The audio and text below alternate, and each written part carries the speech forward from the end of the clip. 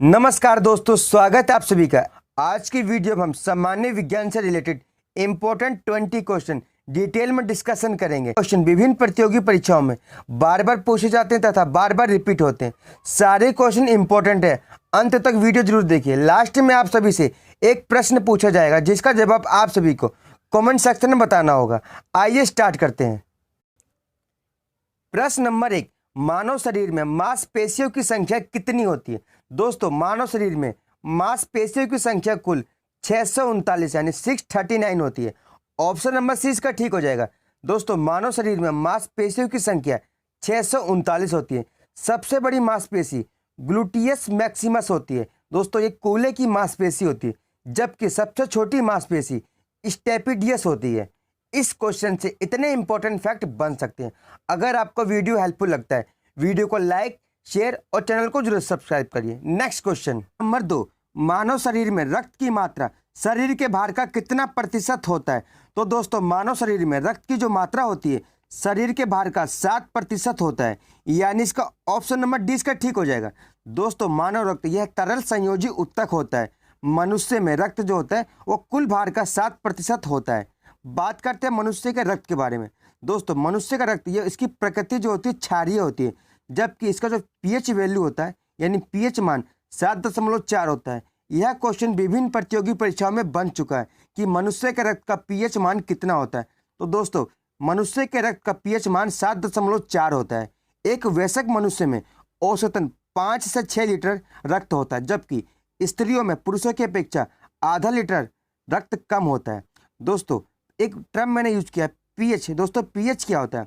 दोस्तों, पीएच की full form होती है पोटेंशियल ऑफ हाइड्रोजन, यानी हाइड्रोजन की क्षमता। इसकी खोज सोरेनसन महोदय ने की थी। दोस्तों, पीएच वैल्यू क्या होता है?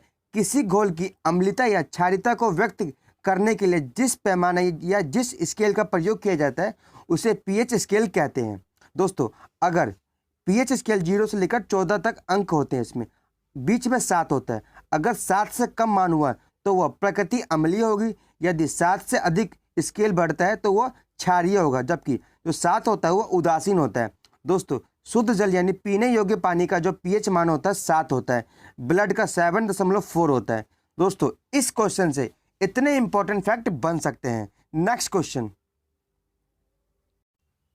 प्रश्न नंबर 3, आरबीसी की संख्या किसके द्वारा ज्ञात की जाती है? तो दोस्तों, आरबीसी की संख्या हीमोसाइटोमीटर के द्वारा ज्ञात की जाती है, यानी इसका ऑप्शन नंबर इसका ठीक हो जाएगा। दोस्तों, आरबीसी को इरिथ्रोसाइट्स भी कहा जाता है। आरबीसी में केंद्रक नहीं पाया जाता है। आरबीसी का निर्माण बोन मेरो यानी अस्थि मज्जा में होता है, जबकि एक भ्रूण अवस्था में आरबीसी का जो निर्माण होता है यकृत या पीला में होता है। दोस्तों, बात करते हैं हीमोट्यून की। हीमोट्यून ये हीमोग्लोबिन में पाया जाने वाला लौह यौगिक होता है। बात करते हैं स्टेथोस्कोप की। दोस्तों, स्टेथोस्कोप जो होता है हृदय व फेफड़ों की ध्वनि सुनने में तथा रोगों के लक्षण पता करने में डॉक्टरों द्वारा इसका इस्तेमाल किया जाता है। दोस्तों, स्पिग्नोमीटर इसका प्रयोग धमनियों में बहने वाले रक्त का दाब मापने में किया जाता है। नेक्स्ट क्वेश्चन, प्रश्न नंबर 4, हेपरिन नामक प्रोटीन का उत्पादन किस अंग द्वारा होता है? तो दोस्तों, हेपरिन नामक प्रोटीन का उत्पादन यकृत यानी लीवर के द्वारा होता है, यानी इसका ऑप्शन नंबर सी इसका ठीक हो जाएगा। हेपरिन नामक प्रोटीन यकृत से उत्पादित होता है। यह शरीर के अंदर रक्त को जमने से रोकता है, यानी इसका कार्य क्या होगा? शरीर के अंदर रक्त को जमने से रोकना। एक क्वेश्चन और बनता है कि रक्त का थक्का बनाने में कौन सा प्रोटीन मदद करता है? तो दोस्तों, फाइब्रोजोनन नामक प्रोटीन रक्त को थक्का बनाने में मदद करता है। नेक्स्ट क्वेश्चन, प्रश्न नंबर 5, मनुष्य पित्तरस का पीएच मान कितना होता है? तो दोस्तों, मनुष्य पित्तरस का यानी बाइल जूस का पीएच मान 7.7 होता है, यानी इसका ऑप्शन नंबर सी इसका ठीक हो जाएगा। दोस्तों, पित्तरस का जो श्रवण होता है वो लीवर से होता है, जबकि इसका संग्रहण जो होता है वह पित्ताशय में होता है, यानी गाल ब्लैडर में होता है। दोस्तों, इस क्वेश्चन से रिलेटेड इंपॉर्टेंट फैक्ट डिटेल में जानते हैं। पित्ताशय जो कि गाल ब्लैडर कहलाता है, वह नाशपाती के आकार की थैली होती है। इसमें यकृत द्वारा निकला रस यानी पित्त रस का संग्रहण होता है। बाइल जूस का जो पीएच मान होता है 7.7 होता है। यह हरे रंग का क्षारीय पदार्थ होता है। दोस्तों, पित्त रस जो होता है इसमें 80% जो होता है वो वाटर होता है, जबकि पित्त वर्णक जो कि 12% होता है और 3% जो होता है अन्य पदार्थ होते हैं। दोस्तों, इसका वर्क क्या है? पित्त रस का वर्क है भोजन को क्षारीय बनाना, विटामिन के का अवशोषण करना तथा भोजन के साथ आए हानिकारक जीवाणुओं को नष्ट करना। नेक्स्ट क्वेश्चन, प्रश्न नंबर 6, मनुष्य के हृदय का भार लगभग कितना होता है? तो दोस्तों मनुष्य के हृदय का भार लगभग 300 ग्राम होता है, यानी इसका ऑप्शन नंबर डी इसका ठीक हो जाएगा। दोस्तों मनुष्य का हृदय जो होता है हृदय आवरण नामक थैली में सुरक्षित रहता है। मनुष्य के हृदय का वजन 300 ग्राम होता है। मनुष्य का जो हृदय होता है 4 कोष्ठों यानी 4 सेल्स में चैम्बर में डिवाइडेड होता है। दोस्तों जो शरीर से हृदय की ओर जो रक्त आता है वो सिराओं द्वारा लाया जाता है, जबकि हृदय से शरीर की ओर जो रक्त ले जाया जाता है वो धमनियों द्वारा लिया जाता है, यानी धमनियों में शुद्ध रक्त होता है जबकि सिराओं में अशुद्ध रक्त होता है। नेक्स्ट क्वेश्चन, प्रश्न नंबर 7, पोलियो के टीके की खोज किसने की थी? दोस्तों पोलियो के टीके की खोज जॉन्स ई सॉल्क ने की थी, यानी इसका ऑप्शन नंबर 20 का ठीक हो जाएगा। दोस्तों बात करते हैं इस क्वेश्चन की ऑप्शंस की। रोंटजेन महोदय ने एक्सरे मशीन की खोज की थी, जबकि डॉक्टर क्रिश्चियन बर्नार्ड इन्होंने कृत्रिम हृदय परिवर्तन प्रणाली की खोज की थी। दोस्तों डॉक्टर डोनाल्ड रोज द्वारा मलेरिया के कीटाणुओं की खोज की गई थी। इस क्वेश्चन से इतने इंपॉर्टेंट फैक्ट बन सकते हैं। नेक्स्ट क्वेश्चन, प्रश्न नंबर 8, राष्ट्रीय समुद्र विज्ञान संस्थान कहाँ स्थित है? दोस्तों राष्ट्रीय समुद्र विज्ञान संस्थान यानी नेशनल इंस्टीट्यूट ऑफ ओशनोग्राफी यह गोवा की राजधानी पणजी में स्थित है, यानी इसका ऑप्शन नंबर इसका ठीक हो जाएगा। नेक्स्ट क्वेश्चन, प्रश्न नंबर 9, जेट विमान को रॉकेट के समान अधिक ऊंचाई तक क्यों नहीं भेजा जा सकता? तो दोस्तों ऑक्सीजन की कमी के कारण जेट विमान को रॉकेट के समान अधिक ऊंचाई तक नहीं भेजा जा सकता, यानी इसका ऑप्शन नंबर इसका ठीक हो जाएगा। दोस्तों रॉकेट में ईंधन को जलाने के लिए अंदर में ही ऑक्सीजन की आपूर्ति की व्यवस्था होती है, परंतु जेट प्लेन में ईंधन जो कि केरोसिन होता है जिसे जलाने के लिए वायुमंडल से ऑक्सीजन प्राप्त किया जाता है। अधिक ऊंचाई पर वायुमंडल का अभाव पाया जाता है, इसलिए जेट विमान को रॉकेट के समान अधिक ऊंचाई तक नहीं भेजा जा सकता। नेक्स्ट क्वेश्चन, प्रश्न नंबर 10, सौर सेल का आविष्कार कब किया गया था? तो दोस्तों सौर सेल का आविष्कार 1954 में किया गया था, यानी इसका ऑप्शन नंबर सी इसका ठीक हो जाएगा।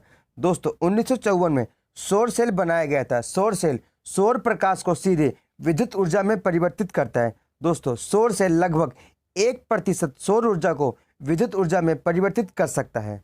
नेक्स्ट क्वेश्चन, प्रश्न नंबर 11, डाप्सन इकाई का प्रयोग किया जाता है। दोस्तों डाप्सन इकाई का प्रयोग ओजोन परत की मोटाई मापने में किया जाता है, यानी इसका ऑप्शन नंबर सी इसका ठीक हो जाएगा।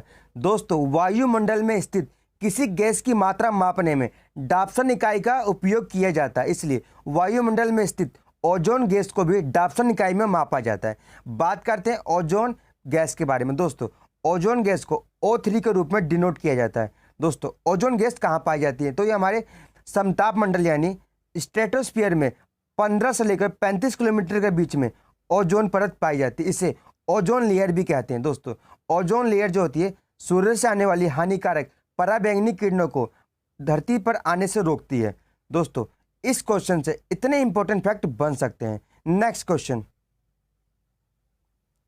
प्रश्न नंबर 12, महासागर में डूबी हुई वस्तुओं की स्थिति जानने के लिए निम्न में से किस यंत्र का प्रयोग किया जाता है? तो दोस्तों महासागर में डूबी हुई वस्तु की स्थिति जानने के लिए सोनार का प्रयोग किया जाता है, यानी इसका ऑप्शन नंबर सी इसका ठीक हो जाएगा।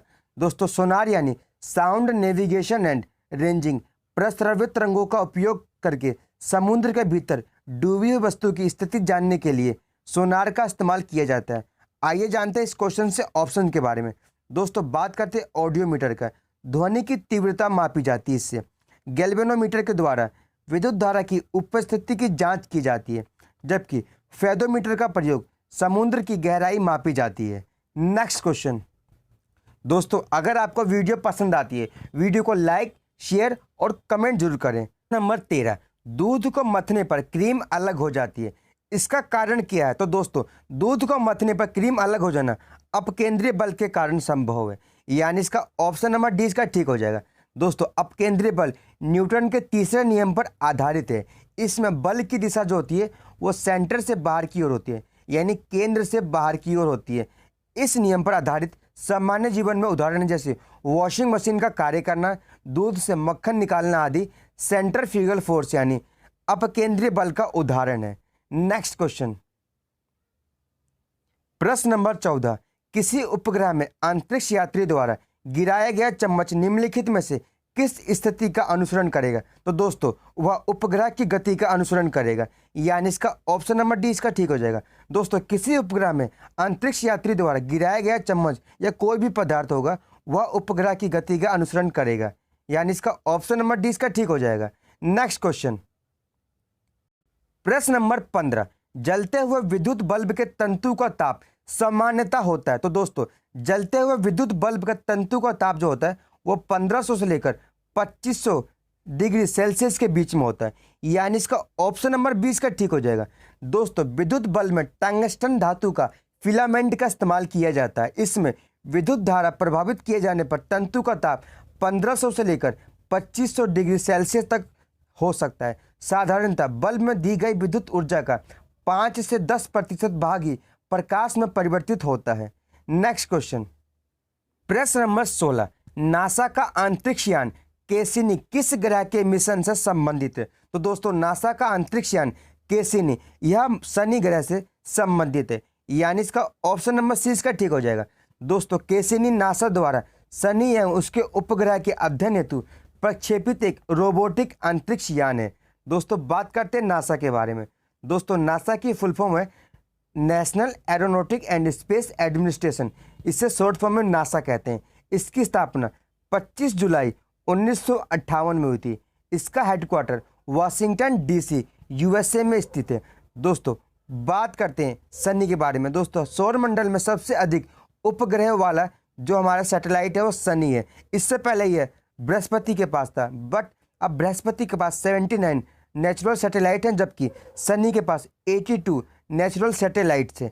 मुझे आशा है आपको ये सभी जानकारी हेल्पफुल होगी, इसलिए वीडियो को आपको पसंद आती है तो लाइक और वीडियो को शेयर जरूर करें। नेक्स्ट क्वेश्चन, प्रश्न नंबर 17, भौतिकी के किस शाखा में अति सूक्ष्म कणों की चाल का अध्ययन किया जाता है? तो दोस्तों भौतिकी की जिस शाखा में अति सूक्ष्म कणों की चाल का अध्ययन किया जाता है उसे क्वांटम मैकेनिज्म कहते हैं, यानी इसका ऑप्शन नंबर डी इसका ठीक हो जाएगा। दोस्तों क्वांटम मैकेनिज्म विज्ञान की वह शाखा है जिसमें अति सूक्ष्म कणों की गति तथा उनके अंतर संबंधों का अध्ययन किया जाता है। नेक्स्ट क्वेश्चन, प्रश्न नंबर 18, भारी जल का आविष्कार किसके द्वारा किया गया था? दोस्तों भारी जल का आविष्कार यूरे तथा वॉशबर्न महोदय ने 1932 में किया था, यानी इसका ऑप्शन नंबर डी इसका ठीक हो जाएगा।